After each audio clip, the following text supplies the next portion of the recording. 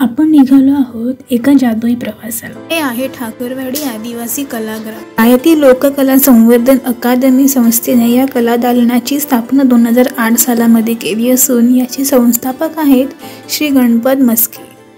यांना 2005 सालामध्ये राष्ट्रपती पुरस्कार प्राप्त झाला आहे। म्युझियम मध्ये प्रवेश करताच आपले लक्ष वेधून घेतो तो सजवलेला पांगुळ बैल व त्याला लागणारे सजावटीचा साज। पुढे दिसतो तो गोंधळ व त्यासाठी लागणारी वाद्ये, मानाची दिवटी व गोंधळाचा मांड। तिथून पुढे गेला तर आपल्याला दिसतो इतिहास जिवंत करणारा पोवाडा। ह्या बावल्या बनवल्या जातात बकऱ्याच्या चामड्यापासून। बकऱ्याच्या चामड्यावर सुंदर चित्र काढून त्यांना रंगवून ही नाजूक पण बोलकी बाहुली बनवली जाते।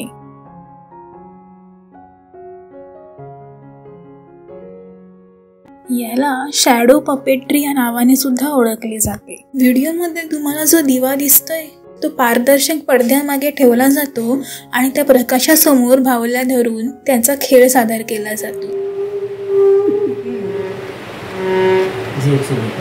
कळ बाहुल्या म्हणजेच हातातून साकारलेली कला, याला हँड पपेट किंवा ग्लो पपेट असेही म्हटले जाते।